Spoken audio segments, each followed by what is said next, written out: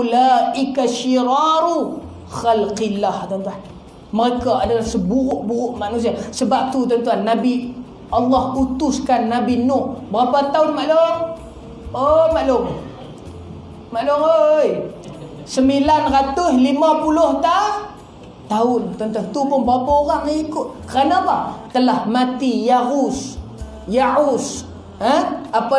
Nasar dan Wad ini, menyebabkan tuan-tuan bila mati mereka telah bina satu patung, satu patung tanda ingat-ingatan. Tujuan dia bukan untuk sembah tuan-tuan. Tujuan dia untuk ingatan, kenang-kenangan bahawa mereka ialah golongan yang soleh di tempat kita dulu. Sebab tu Allah hantar Nabi Nuh, hancur orang Islam. Menyembah berhala pertama di muka bumi ini adalah zaman Nabi Nuh alaihissalam, tuan-tuan. Kerana apa? Kerana mereka buat patung tersebut bukan untuk sembah, tapi untuk peringatan. Habis generasi pertama tuan-tuan, lahir generasi kedua di kampung tersebut, mereka menyembah patung-patung tersebut. Sebab tu mesej yang saya nak sampaikan pada malam ni adalah berkenaan dengan patung-patung yang orang duk bubuh dalam rumah, hias di tempat-tempat yang tinggi tuan-tuan. Dia beli bukan untuk anak dia main, bukan untuk anak main, tapi bapa anak tu main tuan-tuan. Dengan patung yang pelik-pelik, kadang-kadang itu dia letakkan. Itu yang dilarang oleh agama tuan-tuan. Jangan duk buat main. Dalam kereta berlambak patung letak, tak boleh tuan-tuan. Agama larang. Apa kata agama tuan-tuan? Sebab itulah Nabi tegas tuan-tuan. Walaupun Nabi tengah nazak, Nabi tengah gering, tapi oleh kerana mendengar cerita tadi, Nabi tegur directly dalam keadaan itu. Bukankah Nabi nak marah pasal apa? Tapi disebabkan akidah tuan-tuan. Nak selamatkan akidah, tak mau buka pintu-pintu kepada jalan untuk rosaknya akidah. Nabi terus bangun walaupun dalam keadaan Nabi gering tadi. Itu demikianlah betapa tegahnya Nabi di dalam akidah tuan-tuan. Sebab tu kalau kita hanya kata Islam bukan sekadar mengenal Allah saja tuan-tuan. Islam bukan sekadar itu saja. Kenal saja tak jadi tuan-tuan. Sebab tu Islam bukan sahaja percaya wujudnya Allah, dan Islam bukan sekadar iktiraf Allah sebagai Tuhan tuan-tuan. Kalau kata kita buat setakat tu, tak ada takwa, tak ada iman, tak ada amal, hati qalbun tak ada, lisan tak ada, perbuatan tak ada, habislah iman kita tuan-tuan. Sebab tu hari ni ramai orang boleh kata, tuan-tuan, kalau nak dikira daripada percaya Allah saja, orang Quraisy mereka percaya Allah tuan-tuan.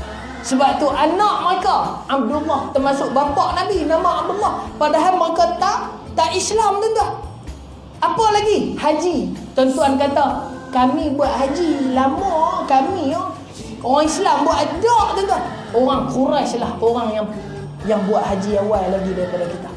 Mereka tuan-tuan kalau kata kita baca labbaik Allahumma labbaik, kita kata kita baca, mereka lebih lama labbaik Allahumma labbaik, kami sambut, kami sahut seruanmu ya Allah tuan-tuan. Kalau kita nak kata tengok kebesaran Allah, mereka tengok ketika mana Abrahah tuan-tuan menyerang Kaabah, Allah turunkan burung ababil tuan-tuan. Siapa yang tengok depan mata burung ababil? Siapa yang tengok batu tu dilempar kepada gajah yang besar? Orang Quraisy. Tapi mereka tetap melakukan perkara yang Allah tak bagi. Sebab tu tujuan utama Nabi dihantar bukan untuk apa tuan-tuan, melainkan untuk mengeluarkan manusia daripada kesyirikan. Sebab tu Abu Hurairah tanya Nabi, wahai Rasulullah, apakah yang paling dibenci oleh Allah dan payah dosa ni nak diampun? Apa dia? Syirik pertama. Kemudian yang kedua tuan-tuan, kata Nabi, qati'ar rahim, orang yang memutuskan silaturahim tuan-tuan. Demikian besarnya. Sebab tu saya nak abang kat tuan-tuan, Allah mengharamkan patung untuk orang Islam, tuan-tuan. Kadang-kadang kita beli mahal kerana minat kita. Tu saya nak tegur. Beras tak beli, tuan-tuan, tapi dia duk beli dalam Facebook, buat live, tuan-tuan. Buat live dalam Facebook, duk beli patung Power Rangers, patung Star Wars, patung Natang apa lagi dah, tuan-tuan, Barbie. Bukan hak yang tu, hak tu pakai. Hak ni Barbie, tuan-tuan. Barbie nah. Barbie tu patung serupa macam orang, segak tak sangka, tuan-tuan. Pakat beli 200-300 dan balik bubuh dalam cermin di rumah. Anak-anak tak boleh nak capai, tuan-tuan. Itulah yang dilarang oleh agama. Sama macam letak dalam kereta. Dia letak gantung atas kereta, susun penuh atas dashboard. Tuan-tuan, itu dilarang oleh agama. Walaupun dia kata, saya bukan sembah ustaz patung ni, tetapi generasi kita mungkin sembah. Itulah orang Nabi Nuh kata, kami tak sembah ni, kami buat ni sebagai peringatan ni saja, seronok, minat, dan kami kenangkan mereka. Tak apa.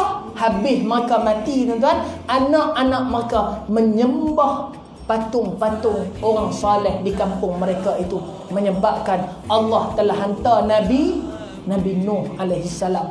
Akhirnya Allah buat pula apa dia, tuan-tuan? Buat mai banjir yang besar, tenggelamkan semuanya umat Nabi Nuh alaihi salam, tuan-tuan. Demikian ujian yang berat, tuan-tuan. Oleh kerana patung yang kecil tadi, banjir datang, tuan-tuan, habis satu umat. Kecuali yang terselamat, mereka yang bersama di sisi Nabi Nuh alaihi salam, tuan-tuan. Demikianlah, tuan-tuan. Orang Quraisy pun dah tengok lama dah. Kalau kita cerita bab buat haji, mereka lagi lama buat haji daripada kita. Mereka lagi lama tawaf, mereka lagi lama pergi Mina, wukuf di padang Arafah. Tapi tuan-tuan, apa yang mereka tak boleh buat? Kalau kita kata, satu lagi, kalau kita kata kita buat korban, mereka dah lama buat korban. Sebab tu buka balik surah Al-An'am, bagaimana mereka mengatakan, hadza lillah, korban ini untuk Allah, wa hadza li syurakaina, dan korban ini juga untuk berhala-berhala, tuan-tuan. Sebab tu bila mereka bertawakal kepada Allah, maka sandarkan tawakal itu kepada berhala. Mereka berdoa kepada Allah, maka sandarkan doa itu kepada berhala. Maka terjemahkan kasih sayang mereka kepada Allah, mereka juga kasih dan sayang kepada berhala-berhala, patung-patung yang mereka buat itu, tuan-tuan. Tu belum saya cerita lagi, tuan-tuan.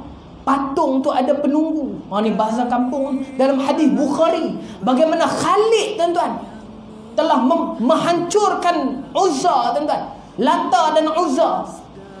Nabi arahkan, wahai Khalid, pergi hancurkan Lata dan Uzza di Kaabah. Khalid pun pergi, tuan-tuan, ambil pedang, hayun, runtuh, tuan-tuan. Ketika mana Nabi Khalid telah balik, tuan-tuan, Nabi kata, aku telah menghancurkan dia, habis musnah. Maka kata, kau tidak menghancurkan apa pun, kerana dia masih hidup. Tu, tuan-tuan, bila Khalid pi balik, tuan-tuan, ni hadis sahih. Bila Khalid pi balik di Kaabah, tuan-tuan, Khalid ternampak satu lembaga perempuan yang rambutnya menghurai, tuan-tuan, berdiri di atas gunung, tuan-tuan. Khalid pun naik kuda dia, tuan-tuan, bergegas pergi ke situ. Itulah Uzza, tuan-tuan, yang orang Quraisy sembah di Kaabah, kerana dia hidup sebagai jin, tuan-tuan. Iblis, tuan-tuan, dia jadi perempuan. Ni saya baca hadis ni sahih, tuan-tuan. Ni bukan mastika. Bukan cerita siram malam ke apa. Tuan-tuan, bila Khalid naik ke bukit, Khalid tengok satu lembaga perempuan yang besar, tinggi dan rambut menghurai. Lalu Khalid telah menghunuskan pedang, tuan-tuan, ke dada perempuan itu, dan dia telah hancur binasa. Maka barulah mati apa yang disebut sebagai Uzza, berhala perempuan. Lata dan Uzza. Dahsyat. Jangan buat main-main, tuan-tuan. Sebab tu sampai ada cerita Annabel. Maklum? Annabel hak cerita patung perempuan tu, dia ambil daripada kisah yang berlaku di sana, tuan-tuan. Apabila patung tu letak tani, sehari petang dia duduk tani pula, malam dia duduk tani pula, siang esok dia berubah, tuan-tuan. Tu sampai orang putih buat cerita, tuan-tuan. Daripada kisah yang berlaku pada tahun 50-an dulu ni. Sebab itulah agama larang patung ni, tuan-tuan. Tapi agama beri pengecualian kepada anak-anak kita. Pasal patung yang diberi kepada anak-anak kita bukan didasarkan kepada pengagungan, iaitu apa dia? Kita main patung, mak-mak bapak ni pesan kat anak-anak, tuan-tuan. Menantu kita kadang-kadang minat ni jadi pelik, tuan-tuan. Dia minat patung, minat susun kat dalam rumah. Agama tak bagi, tuan-tuan. Sebab itu tak ada berkat, tak ada rahmat dalam rumah. 2 minit boleh tak? Kerana apa? Kerana adanya berhala-berhala. Orang bukan Islam, mereka tak ada masalah, tuan-tuan. Mereka lakum dinukum waliyadin. Untuk agama kita, mereka nak buat patung besar mana pun buatlah, tu depa punya pasal, tuan-tuan. Kita tak ada masalah. Hatta di Kelantan pun patung bukan main besar, tuan-tuan. Terbesar Asia Tenggara saya rasa. Ada orang Islam pergi katok bagi hancur, tak ada, tuan-tuan. Dan tak boleh kita katok bagi hancur, kecuali dia buat tengah jalan, buat tempat parking ke, tu kita kena robohkan. Jangan kata patung. Masjid kalau dibuat, dia bukan tanah yang ditetapkan. Masjid pun kita untuk zaman Nabi, tuan-tuan. Masjid Dirar, Nabi suruh bakar, tuan-tuan. Habis balik daripada perang Uhud, mereka jemput Nabi. Siapa dia, tuan-tuan? Abdullah Ubay, apa nama? Abdullah, siapa nama? Apa nama tu?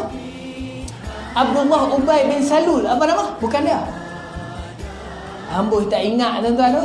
Ni puak-puak musyrikin ni. Abdullah bin Ubay, tuan-tuan.